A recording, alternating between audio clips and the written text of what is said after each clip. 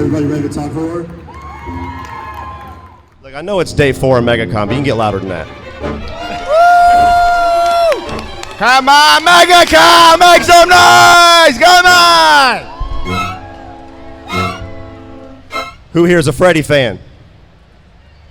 How about some noise for that one? How about Michael? Yeah! There we go. There we go. What about Chucky? I like how that was the loudest. We'll just stop there. Yeah.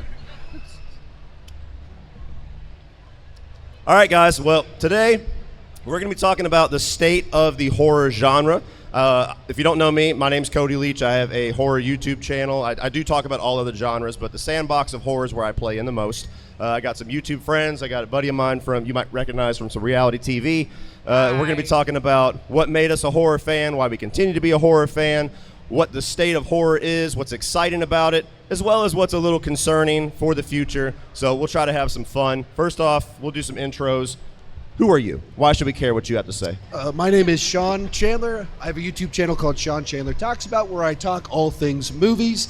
And so dive into... Can you speak up, Sean? Oh, sorry. My voice is completely shot. This is day 4 and been talking to people leading panels. And so it sounds like I've been smoking for the last 50 years.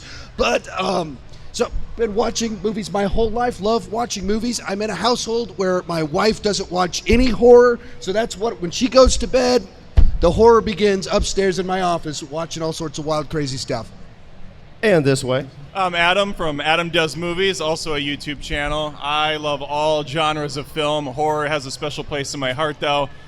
But, oh, someone's waving. Okay, yeah, I'm just excited to be here and talk film with you guys for the next 45 minutes, so let's make it happen. And last but loudest. What up, MegaCon? My name is Joey Sasso. I am from Netflix's The Circle, Perfect Match. I'm also a filmmaker, actor, but horror has always been my favorite genre. It's something I could talk about all day long, and it's something that today we are going to ask you your questions, because we have a lot of hot takes, and I know how some of them feel on some things, but I want to know what you guys are excited about coming up in 2024 for this calendar year for horror, baby. Awesome. Well, I'll start off with myself. So my origin of being a horror fan goes all the way back to 1994, where I was 4 years old, walked into our apartment that we lived in. My father was watching a movie called Child's Play 3. Didn't know what the hell that was. I'm used to Disney movies and Goofy movie and things. And I see this molten plastic and this title screen, and just the words alone captivated me. Chucky immediately just made me a horror fan. Freddy catapulted it. Slasher's probably my favorite subgenre, but ever since 4 years old, that's just been my bread and butter. And especially when I was a kid, I think what drew me to it so much and why I held it so close to the chest all the way into my 30s was, for the longest time, I don't know if most horror fans and even like heavy metal fans feel this way. It's kind of like this tight-knit little group. And for the longest time, there was nobody, especially my age, that knew what the hell Chucky was, knew what horror was. And especially when I got on YouTube and found that there was so many of you that was like me, it was just like opening up to this whole new world I never even realized was there. Yeah, so I grew up with a mother that didn't watch horror movies at all, but she would go to get bed early, and TBS, TNT, they're always playing the Friday the 13th movies. In particular, New Blood.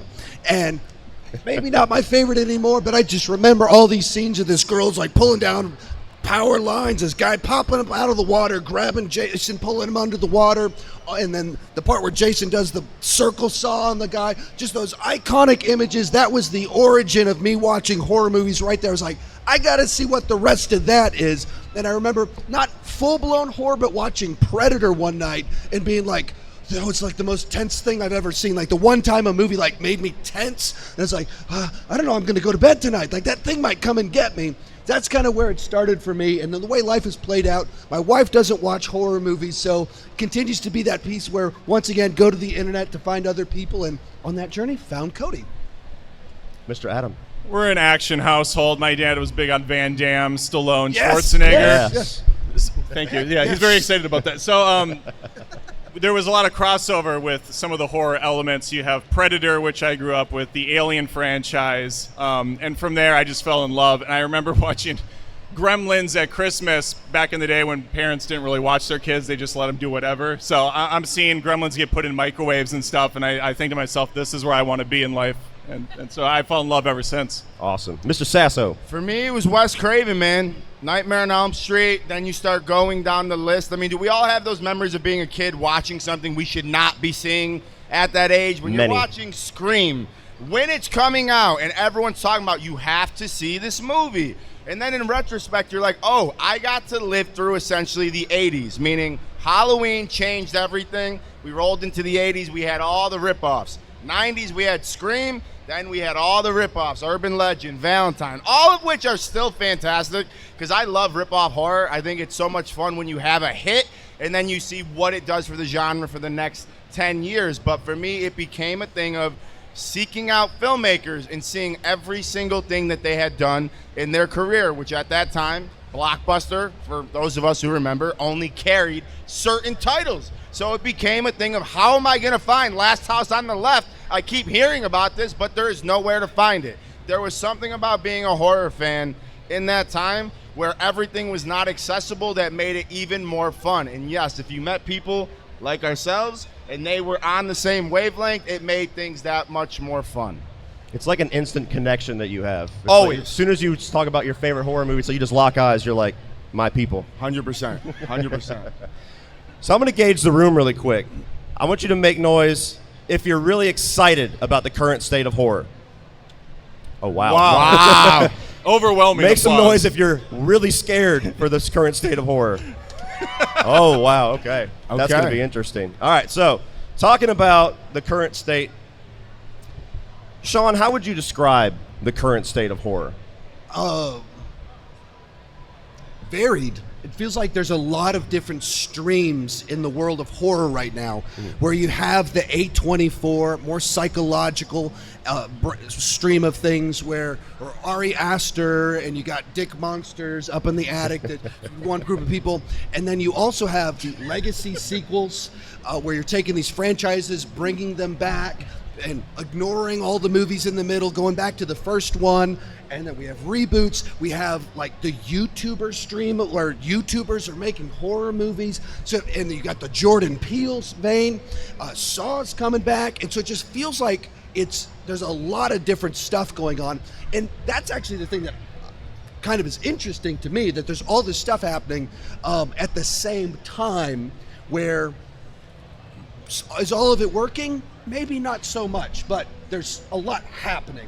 Yeah, it's been weird to watch the trends of horror ever, like maybe the last 20 years. You know, in the early 2000s, we had the remake craze where every big horror release was just remaking something from the 80s. And then we had a little stint there where it was just found footage and January horror films all year long.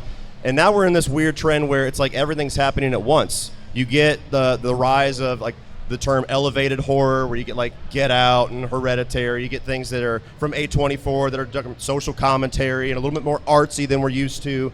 And at the same time, you have Halloween 2018 that comes out that rejuvenates this. Oh, people still like this stuff from the 80s? Yes, always. And so we start to get all these different reboots and these different reboot-quels and direct sequels to the originals. Halloween 2018 is literally going to change everything for the next 10 to 15 years. Like, you guys realize that movie almost made $1 billion. That's insane. Then you take that trilogy. That's one of those things where it doesn't matter how we feel about it.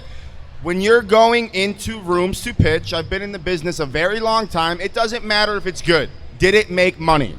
If it made money, you don't have a say. We want it to be like this. How many people saw the Netflix Texas Chainsaw Massacre? Yeah? See, I loved it. I loved it. I don't know why fans like typically hate everything that I think is pretty good, but one thing I can absolutely agree on is if you saw that movie, one of the most shoehorned things in that film was Sally's character from the 70s coming back, and she's Sarah Connor. She's who? She's Jamie Lee Curtis. Now, did the filmmakers want to do that?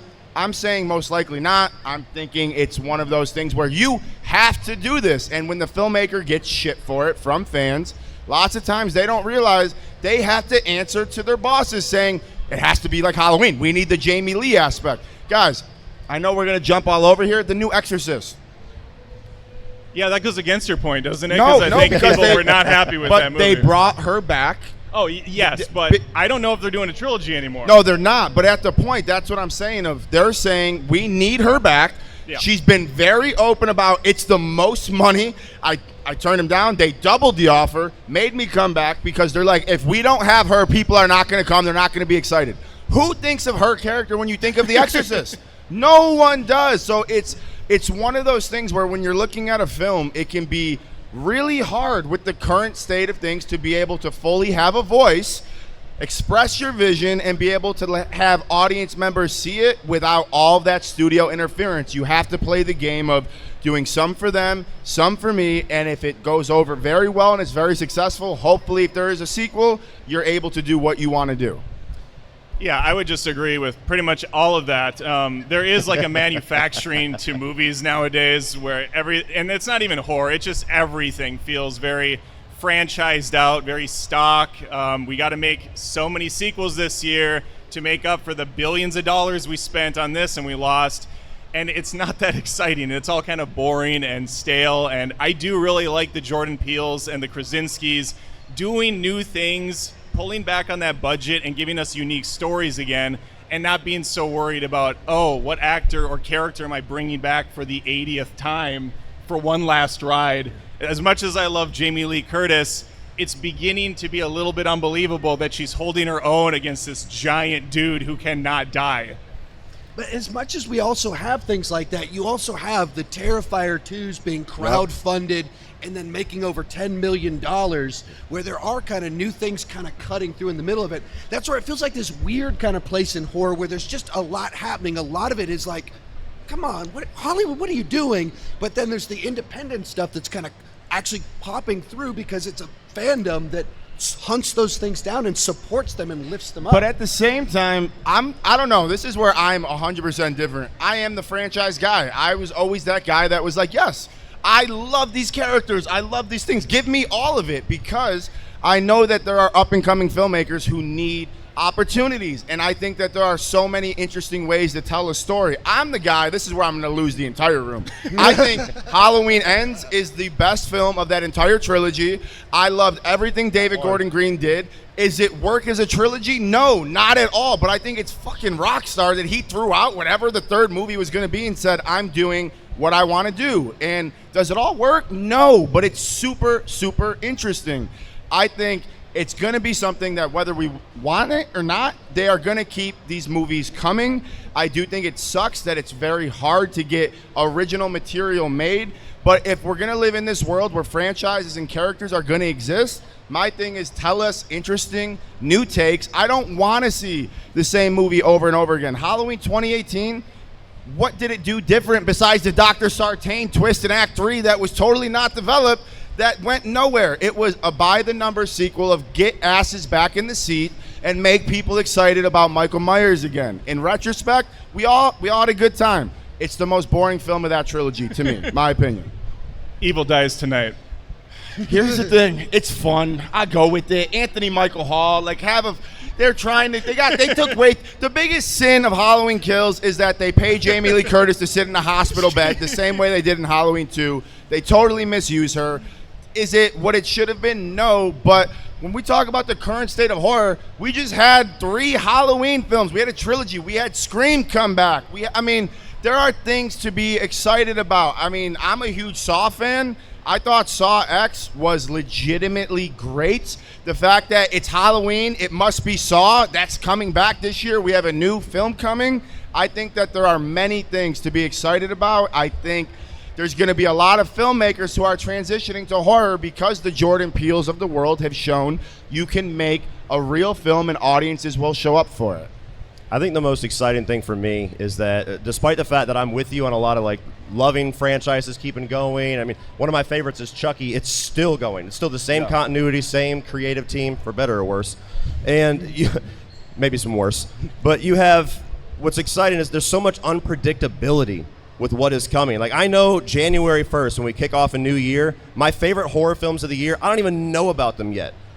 X, Barbarian from 2022. Had no idea what the hell those were until I walked into the theater and sat down. Ended up being in my top 5. Barbarian was trash, though. Oh, wow. Wait, what? Anybody want to What? replace Sorry. this scene? What? Hated that movie. What? Okay, why? I just need to know why.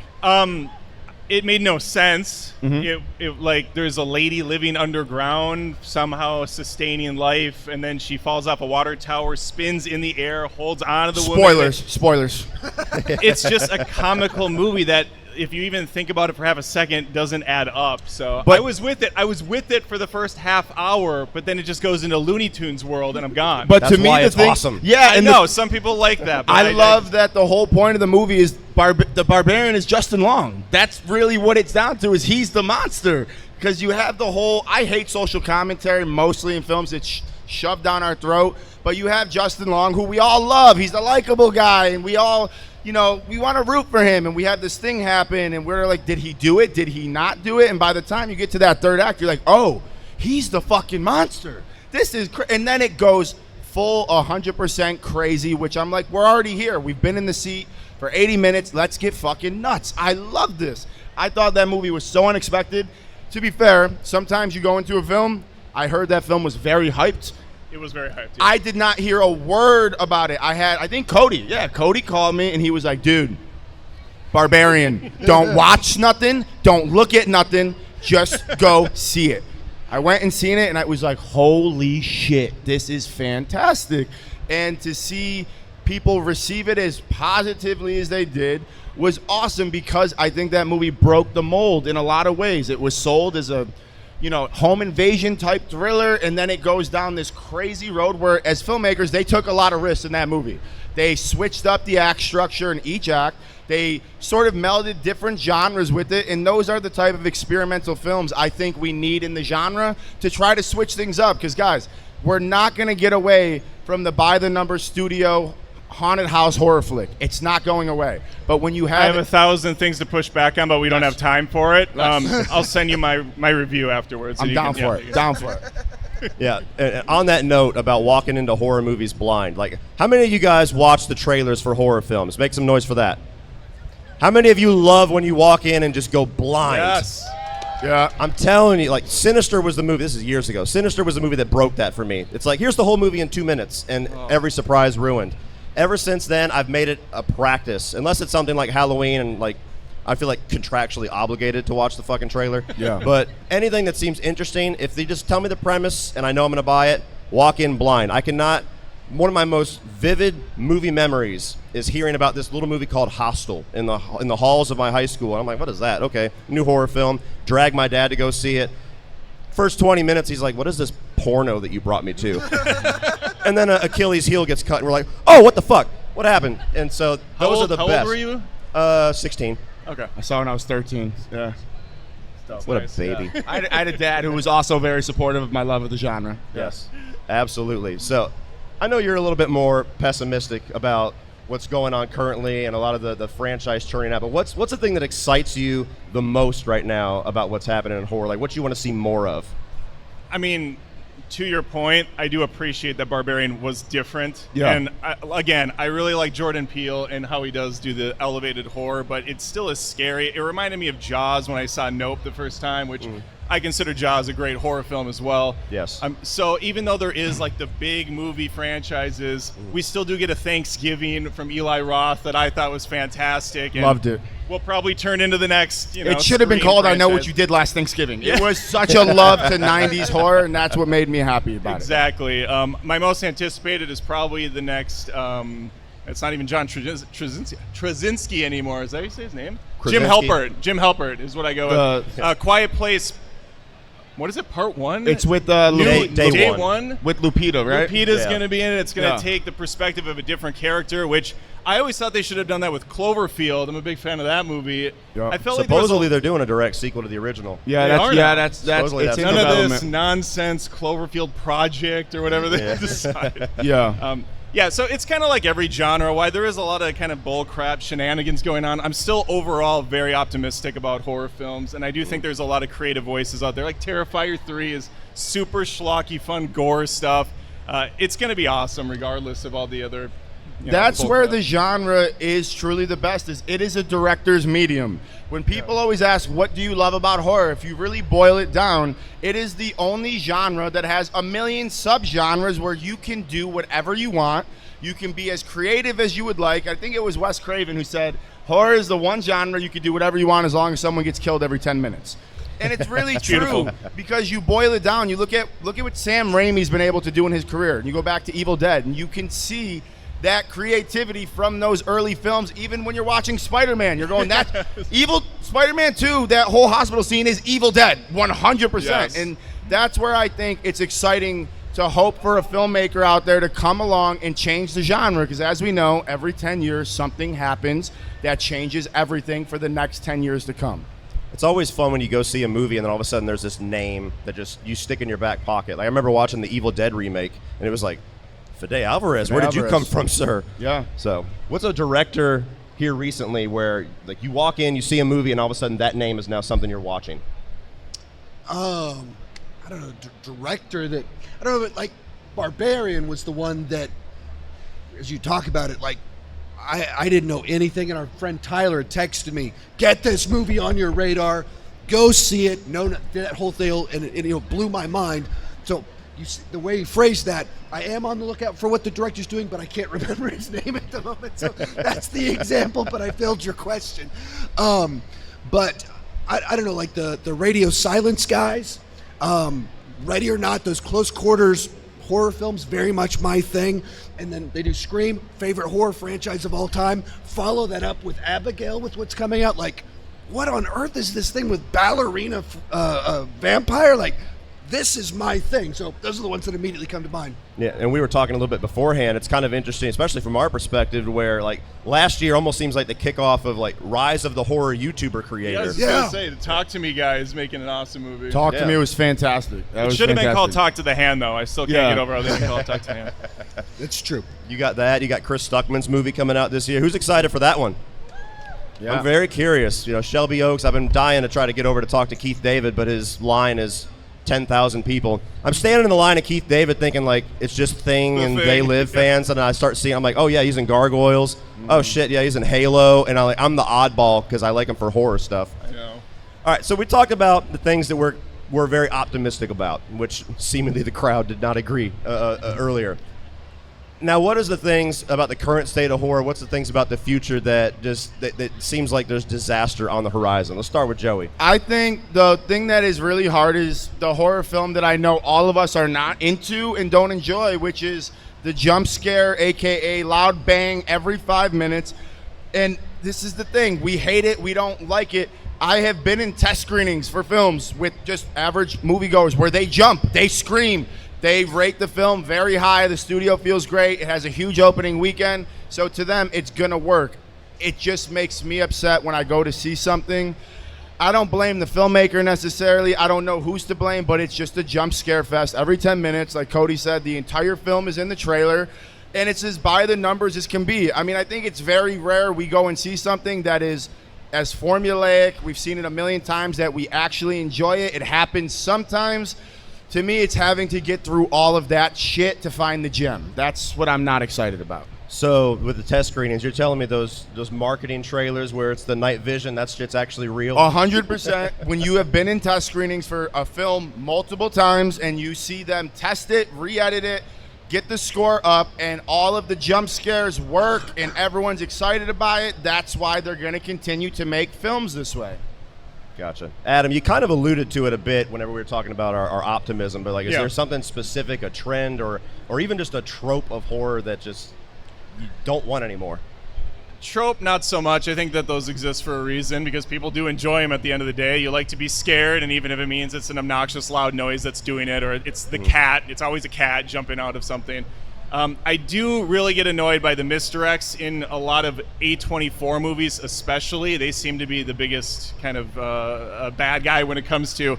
They pick up a lot of properties that have nothing to do with horror, but then they kind of advertise them like they're horror. Lamb, for instance.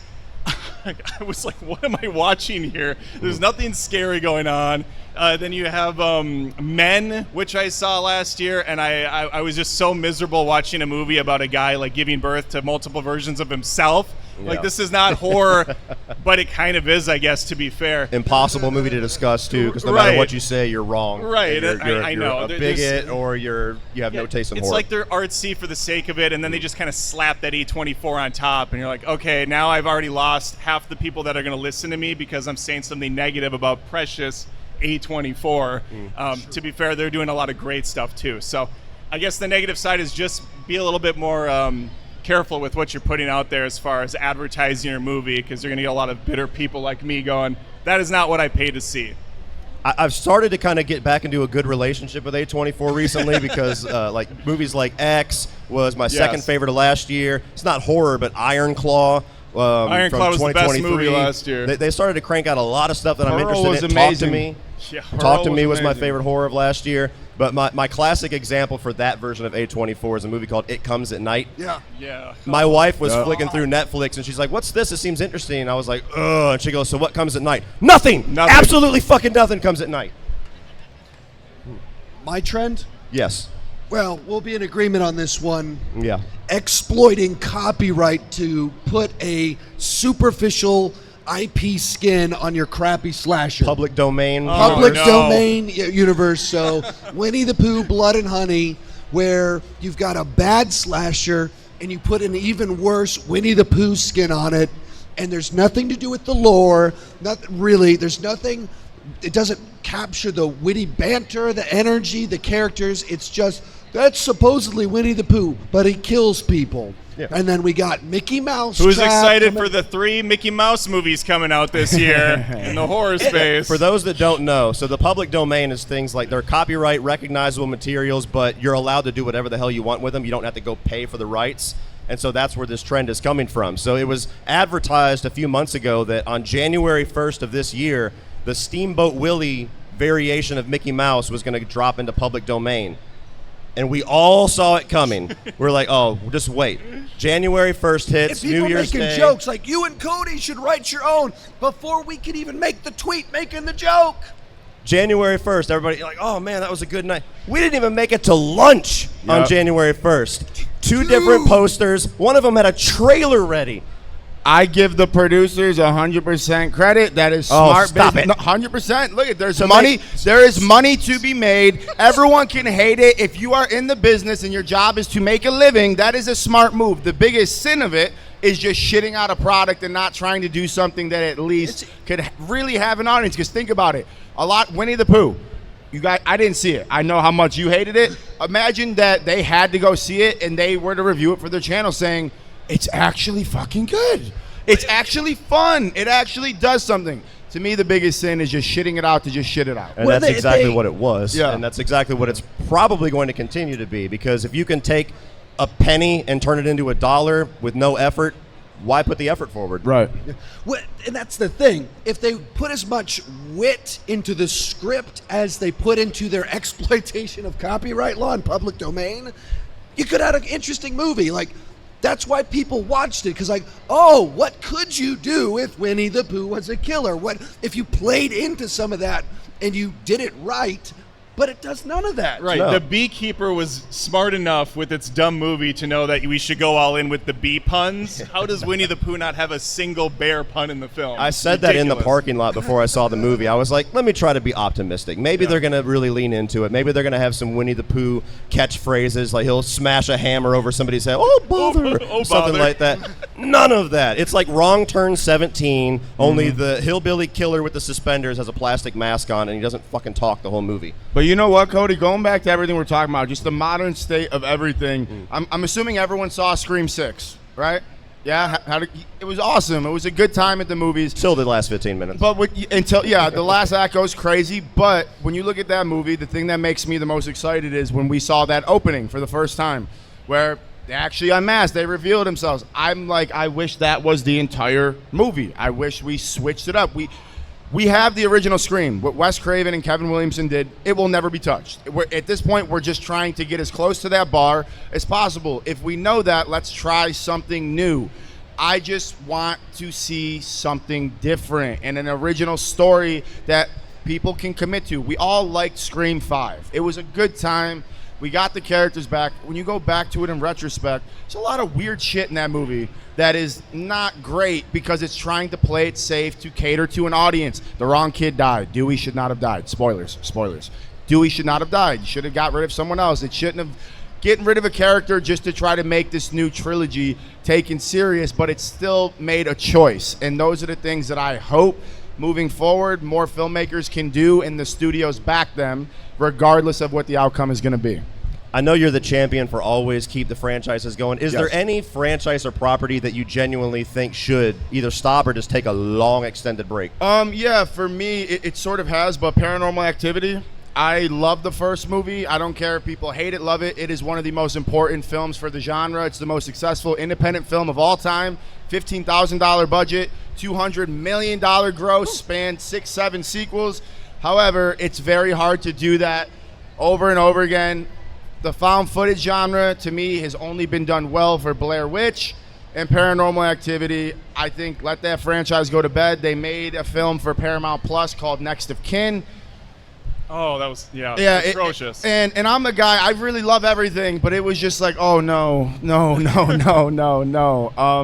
So I would like to see that take a break, but what I would like to see come back even more is Wrong Turn, because I loved the Wrong Turn remake. I did too. I was so surprised. I was like, what the hell is this? It had a whole new take. It was different. It was not, I expected it to be terrible, and I'm like, oh wow, this has some balls, and it's going in a completely different direction. To me, when you're rebooting, you're remaking, everyone hates Rob Zombie's Halloween. I'm not in that camp. John Carpenter did what he did, and it will never be touched. If you're going to do it again, try to put your stamp on it and do something different, because that original film is always going to exist. Nothing is going to change that.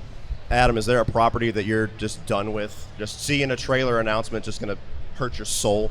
You know, I'm a little bit more of a bitch, I think, than everybody else here. When a movie franchise starts to lose me, I just walk away. So Yeah. there's a lot of horror movies where I'm like, I don't need to see Jason in space. I don't need to see, Texas Chainsaw Massacre, John Wicking on a bus. There's just a lot of things that I walk. There's so many good movies out there that I don't need to have this blind allegiance to a lot of properties. So no, I don't think there's one. There's 100 that I just don't need to see any more of, but I don't have a specific one in mind.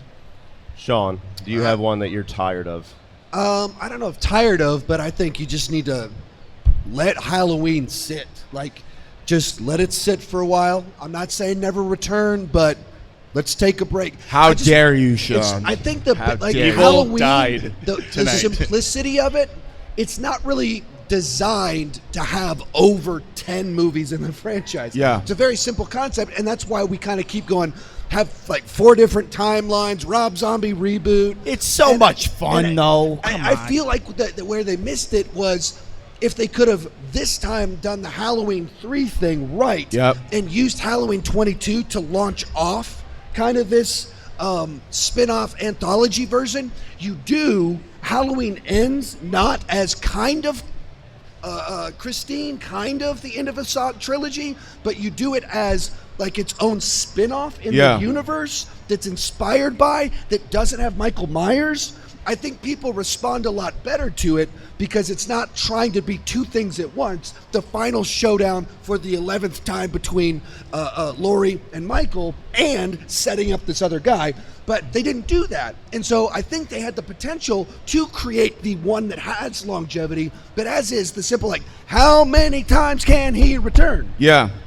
But I also think that goes against, I agree with a lot of what you're saying, but that sort of goes against the entire basis of what the character is, which is he's evil incarnate, he is the shape. Why? We don't know. And when we try to give a reason, aka the brother, sister, the this, the that, yeah, it's fun storytelling, but it takes away from what that original vision that Carpenter and Deborah Hill had. I'm the person that I think franchise's biggest sins, in my opinion, is having small world syndrome. And that goes from horror to Star Wars, where, let's just say Star Wars, we're in an entire galaxy where anything is possible. Why are we following the same 2-3 characters over 9 films when we could do so many new things and we can inspire so many new generations of fans to come to this universe because there are characters that are dope? Where when you look at Halloween, the reason I love Halloween Ends is he did throw the plan out the window. He did say, I'm going to do my own thing. And when you look at that movie, that could have been the reboot. That literally could have been that first movie. But he tried to do something new. He went totally Christine, Friday the 13th, Part 5, which I love that movie. Justice for Roy. And I think that, to piggyback on what Sean said, Halloween 3 has been the second favorite of the franchise to me for a long time. I truly believe it is the most well shot. Dean Cundy, that movie's beautiful. The score, it is the most Halloween of the entire Halloween franchise. I think it is an opportunity to go in so many new directions, tell so many new stories, go the Michael Dougherty trick-or-treat route, and give us all of these spin-offs of new characters and worlds where Michael Myers can live in that space. He could be the Shape. It explored evil being transferred to other people, and there was something so interesting to that I don't think they had a whole runtime to fully commit to. But the fact that it started going there was different enough to make me say, yeah, man, this got me really excited. You know what the Halloween franchise reminds me of? Does anybody my age grow up with those Goosebumps books? Yeah. With the different storylines? Like, if you want Michael to impregnate his niece, turn to page 97.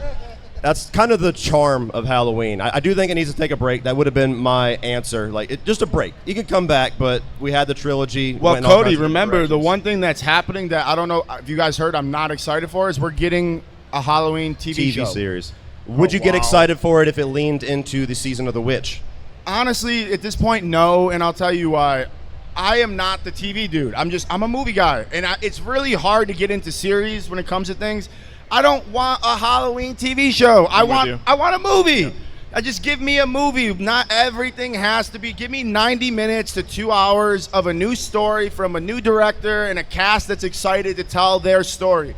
If we're going to have a TV show, it goes without saying we are going to get a lot of filler. Yes. A lot of filler. And I don't want that for this franchise that we all love so much. And that's also going to make the naming even more confusing, which is a trope I forgot about, especially with horror movies. I love Halloween. Which one? Yeah, can we figure out naming conventions in Hollywood? Because this is getting really hard to explain to my kids where to go with things. Halloween, then Halloween 2018 is not the same Halloween 2 as Halloween 2. Yeah, you've Predator, Candyman and Candyman. The Predators. Yeah. It's so I mean, but do you guys feel like for you, because you guys hear from people, right? And we talk about titles that if you like, people are going to jump down your throat.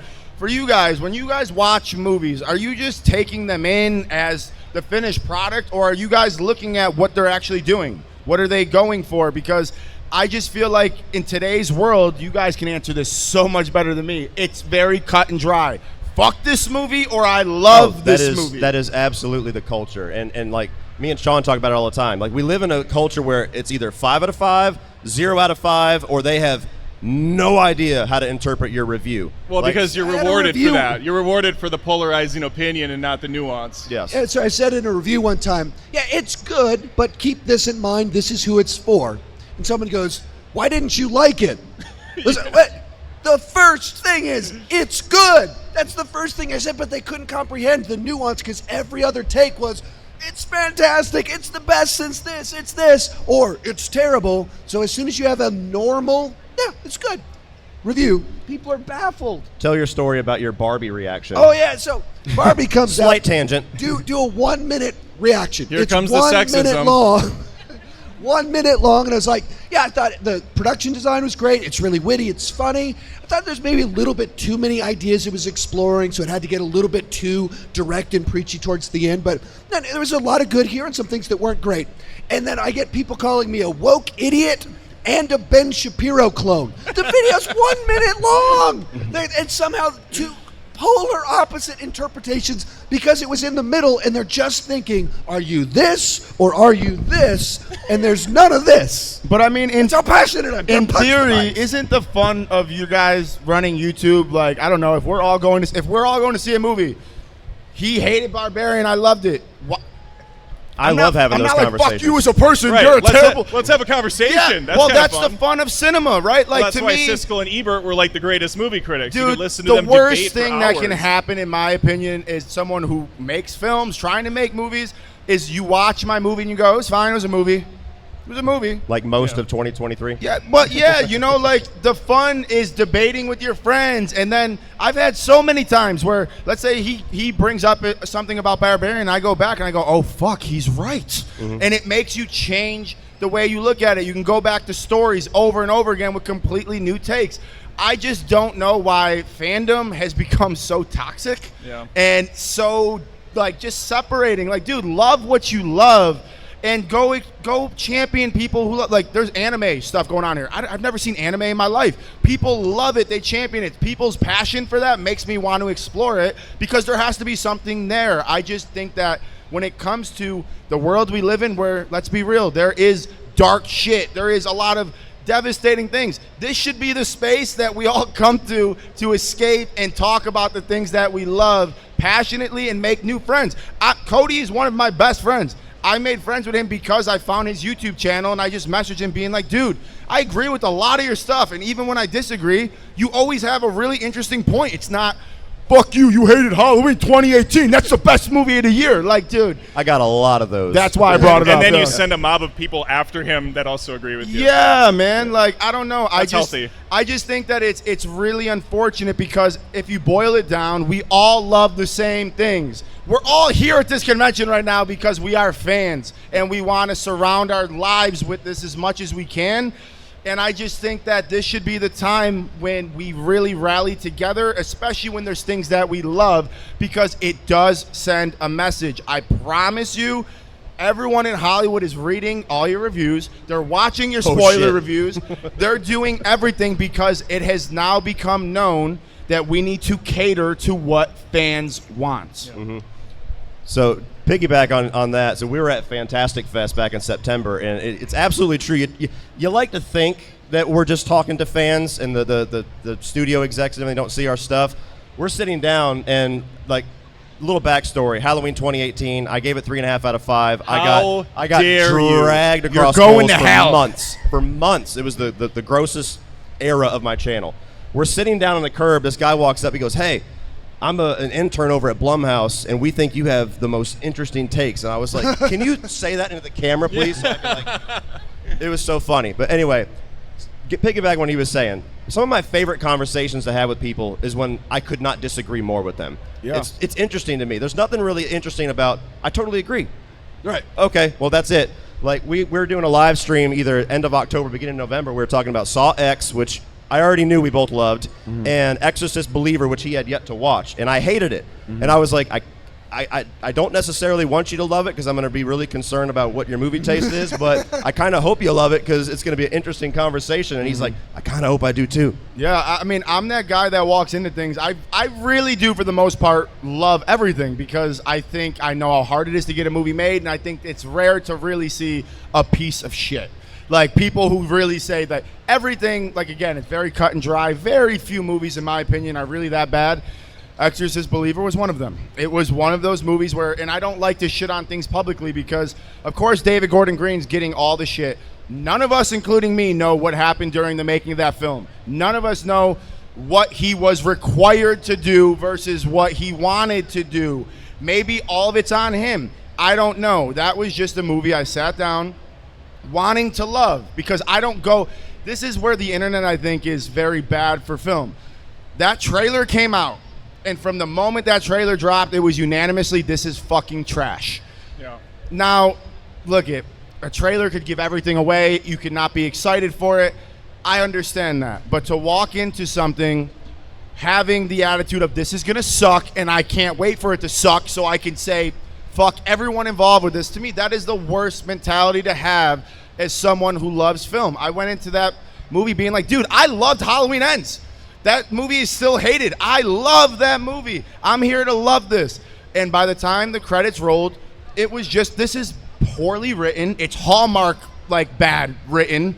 It is not good. You don't even use the original theme effectively, which how can you not even get that right? There is no love. I don't know who this was made for. It was exactly what the internet said, which is this is a corporate piece of IP to keep a franchise going, and there was no love involved, where with Halloween, you could feel the love. So that's the times where, yeah, the internet was right, but I still think that it's a shitty mentality to gang up on a movie from the beginning because, guys, they announced a trilogy because they saw what Halloween did. They didn't expect everyone to go, we don't want a trilogy. We don't want this. I mean, was anyone really excited for that trailer by the time that it came? Right. So you don't think behind the scenes, if you're making that film, if you wrote that movie, you don't think you're having the worst year of your life, that you are dreading the release of this coming, especially when we've seen the film and we know how many problems it had. I think that movie is a great example on a lot of things that are right and wrong with the industry when it comes to the actual finished product and to fandom as a whole. Cool. We only got a minute, so we're going to do this real rapid fire. But to bring it back to the positive, we talked about franchises we might want to take a break. What are franchises you want to come back immediately? Make some noise if you agree with this. Where the hell has Nightmare on Elm Street been? Yep. It's time. Yep. It is time. I hope I hear an announcement by the end of this year. Sean. Oh, well. Adam. Alien franchise with Fed Alvarez directing it. So they're already doing the one I'm excited about. There you Close go. Quarter, You win. Alien. It fits. Okay, It makes sense. It got brought up, and you said it's happening, but I'm excited for Cloverfield to get a proper sequel because I like that movie a lot. Mr. Sasso. Friday the 13th. I mean, we need slashers to continue. The lawsuit has been settled. I don't want the Crystal Lake TV series on Peacock, but I want movies. I hope it comes back. What is an A24 Friday the 13th TV series? What is that? It's going to be Bates That's Motel crazy. mixed with CW for kids, and Jason's going to go. It's good. It's exactly what you think it's going to be, in my opinion. I hope I'm wrong, but even so, I'm not watching it until I hear it's either good, bad, indifferent. I don't have the time for TV shows. I just don't. On that note, guys, that's going to be it for us. Thank you so much for attending. Thank you for another awesome year at MegaCon. This is our last panel. Yeah, please make some noise for horror. Yeah! We're going to grab a selfie after this if everyone wants to gather in the middle. We're going to be down here in just a second. Sean will be over here for some meet and greets for a while. All the rest of us peasants without a table will be over here. Thanks, guys. So come hang out with us for a while, please. Thank you. Selfie real quick. Stay real quick.